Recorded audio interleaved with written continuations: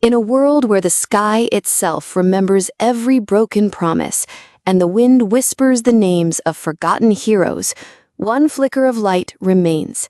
A single ember destined to either reignite hope or fade into the ashes of despair. This is the story of Kael, the boy who carried the last ember of Aera, and the choices that would shape the fate of his world. Chapter 1: The Ember Child. The kingdom of Aera was once bathed in endless starlight. Ancient records spoke of Skyfire, a celestial flame that burned above the world, keeping darkness at bay. But that flame had been stolen, shattered in a war between mortals and corrupted gods. The sky turned gray. Shadows crept into every corner. Kael, a boy of 17, grew up in the ruins of this broken world. His village sat on the edge of the Ashen Plains, where no crops grew and black storms rolled across the horizon. Despite the hopelessness around him, Kael carried something rare, an ember. Not an ordinary ember, but one glowing faintly blue, pulsing in rhythm with his heartbeat. He had no memory of where it came from, only that his late mother had whispered, "Protect it, Kael. It is more than fire. It is the last heartbeat of Aera." Chapter 2: The Attack. One night when Keel was returning from gathering scraps, the village bells rang. Dark creatures, wraithborn, shadows shaped like armored beasts descended. They sought the ember. Kael's hand burned. The ember inside his chest flared, and without knowing how, his arm ignited with blue flame.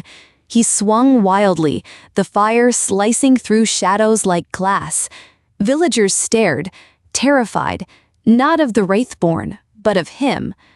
When the creatures finally withdrew, the village elder pointed at Kael. "You've brought the curse here. Leave before you doom us all." Banished, Kael wandered into the Stormlands, alone but for the ember. Chapter 3: The Girl and the Blade. Days later, Kael collapsed in a desert of black glass. When he awoke, he found a girl standing over him, a girl with silver hair holding a blade as thin as moonlight.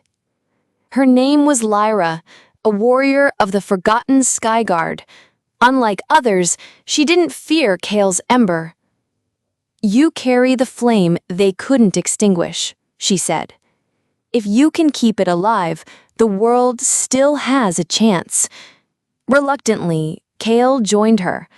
She told him of the crown of Noctis, a god who had devoured the Skyfire, turning it into eternal shadow. If Kael's ember was truly part of the lost flame, it could ignite a new dawn, but only if he reached the celestial spire where the gods once walked. Chapter 4: Trials of the Ember. Their journey was perilous. Along the way, in the forest of hollow echoes, Kael heard voices of his fears, his mother's dying plea, villagers cursing him. Only by trusting Lyra's voice was he able to silence them. Crossing the sea of mirrors, Kael faced visions of himself feeling the ember dying. Lyra reminded him that courage wasn't never fearing, but choosing to walk despite it. In the ruined city of Solvain, they found others who resisted the Wraithborn. A boy named Ren and a healer named Mira joined their quest, each scarred by loss but drawn to Kael's flame. The ember grew brighter, yet so did Kael's doubts. Was he strong enough, or was he just a vessel doomed to break? Chapter 5: The Betrayal. One night, Ren cornered Kael. His eyes burned with jealousy. "Why should you carry the ember? My family's dead because of these shadows. If I had it, I could save everyone." Ren tried to rip it from Kael's chest.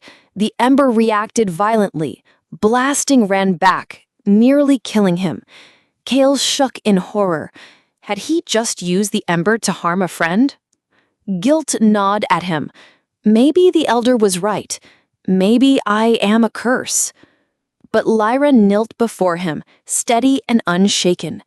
"You're not a curse, Kale. You're proof the world hasn't given up. If you fall, then so does hope." Chapter 6. The Celestial Spire. After endless battles, they reached the Celestial Spire, a mountain so tall its peak pierced the clouds. At the summit, a throne of black flame awaited, the seat of Noctis, god of shadow. Noctis rose, his form a towering figure cloaked in darkness, eyes like eclipses. "So, the last ember crawls to me." The battle was unlike any before. Lyra's blade of moonlight clashed with Noctis's shadows. Mira's healing kept Kael on his feet. Kael felt the ember inside him nearly tear his chest apart. Noctis sneered, "You think a flicker can defy the night?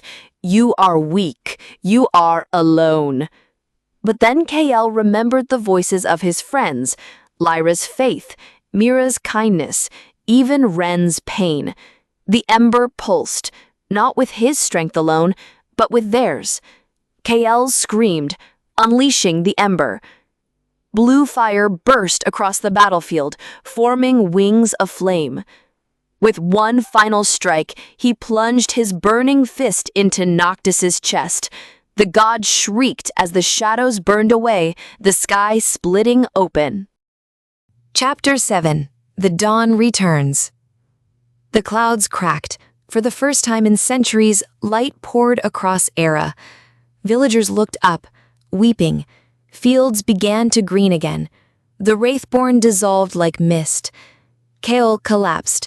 The ember within him flickered weakly, dimmed to almost nothing. But it hadn't died. Lyra caught him, whispering, "You did it, Kael. You brought back the dawn." Moral of the story: no matter how small or fragile it seems, hope can survive even the darkest night. And when shared with others, it can grow into a fire strong enough to change the world. And so, from a single ember, a world was reborn. Kael, once cast out as a curse, became the spark that lit the first sunrise into 1,000 years. But more than a hero, he was a reminder that even in the deepest shadow, the smallest light can fight back. That hope doesn't need to be vast, it only needs to burn and to be shared.